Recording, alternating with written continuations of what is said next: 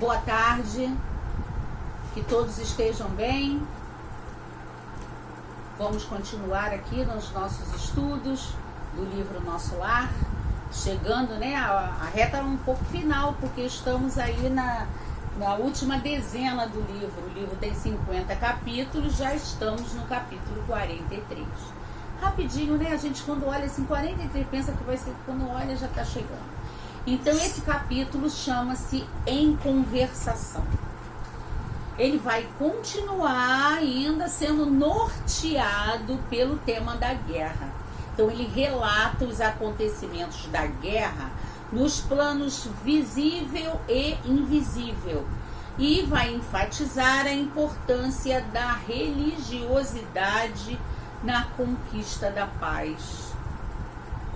Isso é de dentro para fora, como a gente até falou no término lá do capítulo 42.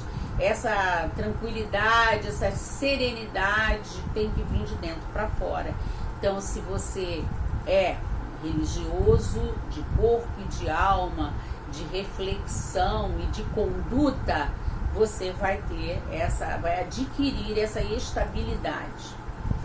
André Luiz informa a Tobias da sua pretensão de se matricular e seguir com os demais, mas é aconselhada a não se precipitar, pois assumiu recentemente uma tarefa nova nas câmaras de retificação.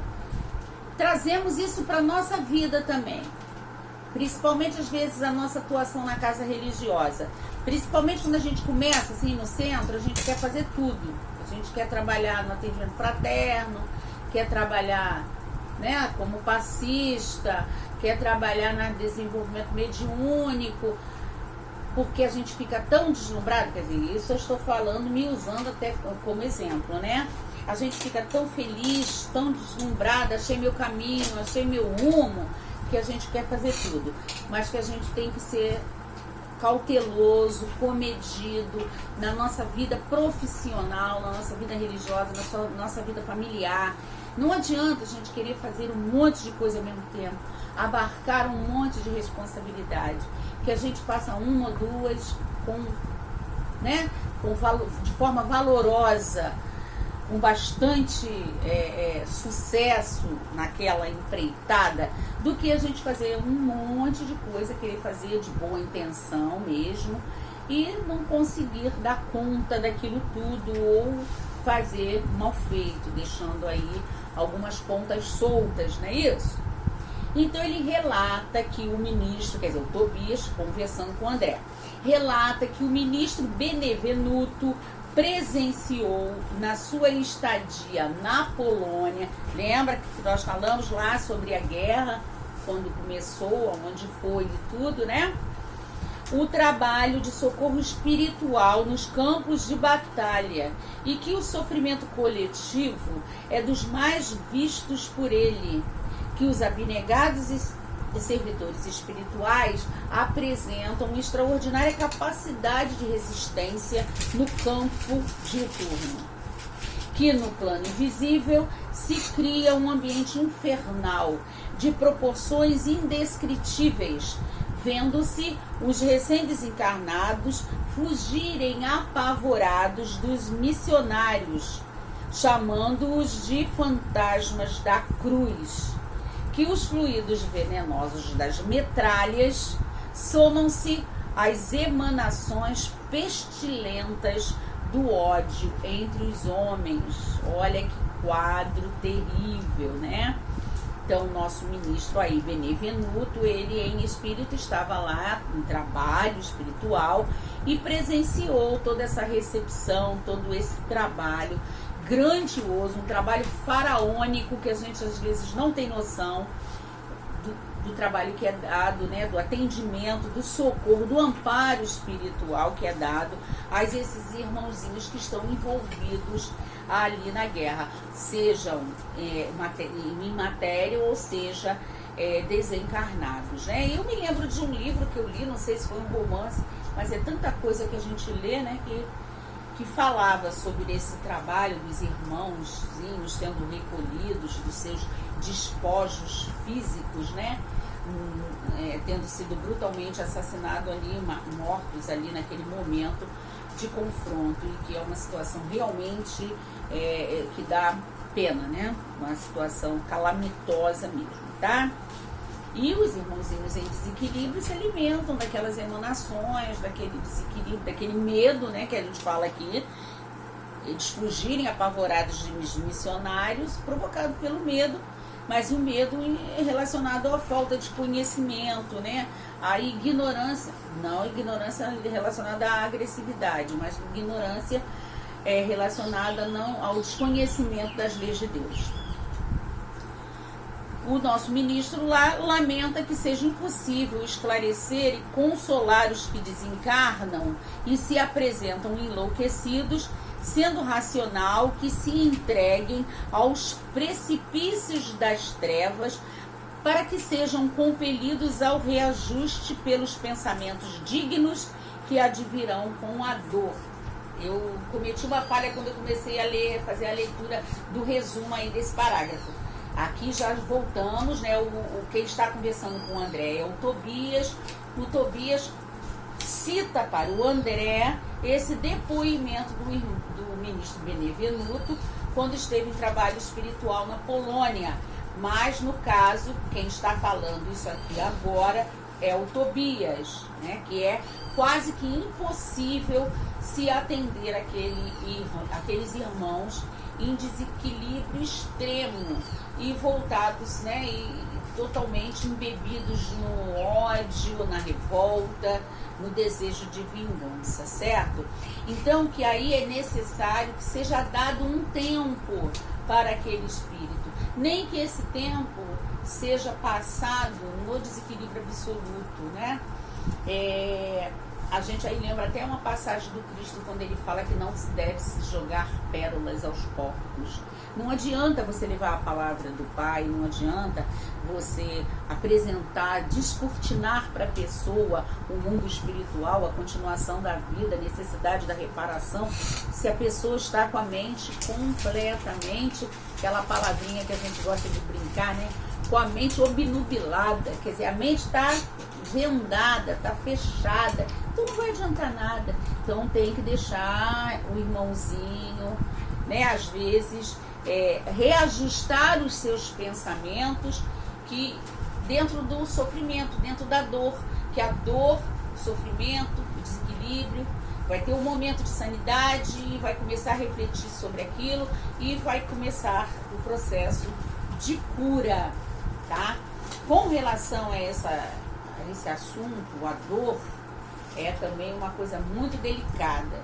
Nós temos aqui, né, no livro maravilhoso aqui do Leon Denis, O Problema do Ser, do Destino e da Dor, um livro extremamente edificante para que nós possamos nos dedicar ao estudo, tá? Ele vai dizer que a dor é o mais nobre agente da perfeição.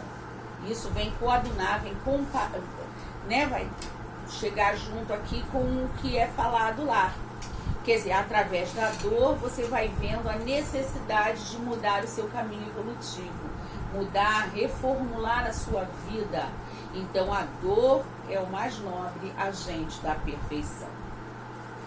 A gente mesmo vê, né, que se tudo está dando, tudo é flores, a gente afasta um pouquinho o olhar, né, da espiritualidade, o olhar de Deus. Aí quando a dor aperta, a gente volta, né? Então é exatamente a dor, a aflição é que faz com que a gente recorra. Mas não devia ser assim, nós devíamos recorrer a Deus, estar sempre vibrando, buscando nossos amigos espirituais, independente de qualquer situação em que a gente esteja inserido, tá? E no livro Ação e Reação, assim como eu citei Temas da Vida e da Morte, que tem um capítulo extremamente, o melhor que eu já li sobre o medo, no Ação e Reação nós temos um capítulo aqui que fala, é o capítulo 19, livro excelente do nosso André Luiz, né, que faz parte da Vida no Mundo Espiritual, daquela coleção, psicografado aí pelo Francisco Cândido Xavier. nós vamos ter aqui a melhor explicação que eu já vi sobre dor, junto com, claro, Leon Denis, que faz muito bem, tá? Ele vai dizer o seguinte, que existem três tipos de dor. A dor auxílio, ela, nas calamidades da vida, na vida orgânica ou na vida prática, né? Ela constitui por vezes, muitas vezes, a providência divina constitui para nós dores auxílio, para que a alma se recupere de certos enganos em que haja incorrido, habilitando-se através de longas reflexões e benéficas disciplinas na vida espiritual. Quer dizer, é o caso até desse que é citado aqui no livro, tá? No Nosso Lar. Isso que é citado aqui, falando sobre que muitas vezes o irmãozinho tem que perambular na dor para a ficha cair, né, e começar a ver as coisas com outros olhos. Isso seria uma dor auxílio. Eu me lembro de uma passagem de um livro do André Luiz, que agora não me lembro qual é, que um irmãozinho também que estava caminhando numa vida muito tortuosa, ligada aos vícios e tudo, como auxílio, a esposa dele, que era uma pessoa muito boa, muito religiosa, a espiritualidade traz para ele uma doença, sabe? O irmão, o instrutor trabalha lá, faz com que o coração dele apresente no momento um início lá de um infarto, sei lá, uma doença mais gravezinha, mais passageira, para que ele possa ir para o hospital. E lá no hospital, na vida, se afastando dos vícios, porque ele bebia, né, se vivia desequilibradamente. Então, aquele período dele de hospital ali ia ser um período em que ele estaria tendo uma oportunidade da espiritualidade para refazer a sua própria vida, pensar, se afastar do álcool, ter um raciocínio lógico, né, um raciocínio pleno, para poder enxergar a sua própria situação e escolher que caminho tomar. Então, são dores auxílios que vem para nós para nos trazer de novo a reflexão e ao caminho correto. A dor evolução. Essa dor evolução, ela vai atuar de fora para dentro, aprimorando o ser, sem a qual não existiria progresso. Então, essa dor evolução vai ser essa continuidade de adversidades que a gente vai sofrendo na nossa vida, que vai mudando a nossa visão, que vai nos capacitando para enfrentar, que vai nos fortalecendo. Dor evolução, que vai auxiliar no nosso progresso. E a dor expiação. Essa dor mais profunda é a que vem de dentro para fora, marcando a criatura no caminho dos séculos, detendo-a em complicados labirintos de aflição para regenerá-la perante a justiça. Então, essa dor de expiação, ela já vai ser proveniente, por exemplo, de processos reencarnatórios, aonde os seus perispíritos foram lesados, aonde essas pessoas também lesaram muito os seus irmãos em caminhada, e que ela precisa retornar, trazendo para aquela sua vida atual todos esses problemas. Isso pode ser gradativo, várias encarnações, para ir ajeitando, acertando, limpando o seu corpo perispiritual, tá? Para que ela possa futuramente se regenerar perante a justiça, como está dizendo aqui, né? Por que que isso acontece? A maioria das pessoas ainda necessitam desse trabalho de limpeza perispiritual, e esse trabalho para poder retomar o seu caminho evolutivo, ok? Continuando, então, aí eles estão falando aqui uma passagem que muitas pessoas que estão ainda em situações de desequilíbrio, o Tobias fala para o André que essas pessoas estão nessa situação, pois a maioria dos homens não possui olhos de ver, né? Então a gente vai encontrar referência sobre isso no Evangelho e também aqui na nossa Bíblia, tá? Olhos de ver, ouvidos de ouvir. Só a espiritualização do ser é que vai propiciando para nós essa nossa visão, essa mudança na nossa visão de mundo. Então nós vamos encontrar de novo aqui, né, em Mateus, no Evangelho de Mateus, no capítulo 13, nos versículos de 10 a 17, quando os discípulos se aproximam de novo do Cristo, Cristo ensinando, como sempre, que ele não perdia nenhuma oportunidade. Por isso, né, o mestre, o título que ele queria para ele é exatamente isso, porque ele não perdia a oportunidade de ensinar. E aí é exatamente a parte que vai falar sobre as parábolas. Por que os discípulos inquirem o Cristo? Por que ele falava sempre com parábolas, né? Então ele vai dizer que porque a vós foi dado conhecer os mistérios do céu, os mistérios dos reinos dos céus, mas a eles não. Quer dizer, a alguns, porque no caso os discípulos já tinham o tal dos olhos de ver, já estavam começando a enxergar as coisas. E a quem tem será dado e será em abundância, mas de quem não será tirado até mesmo os que têm. Quer dizer, tudo vai depender dessa nossa abertura do nosso olhar, tá? Então, olhareis com os olhos e não enxergareis, porque o coração deste povo se endureceu.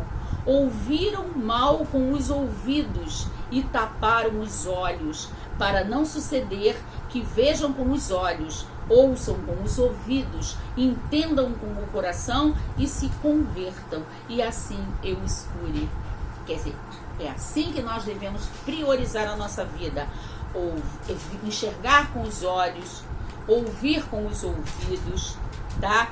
Ouvir com os ouvidos, tapar os olhos para o mal, para o desequilíbrio, e assim, entendendo com o coração, nós podemos nos converter como plenos seguidores da palavra de Deus, e Deus nos cure, nos alivie, nos reequilibre através do seu evangelho, através dos seus ensinamentos e do seu amor, tá? Então a lição que é dada no livro é sempre para nós.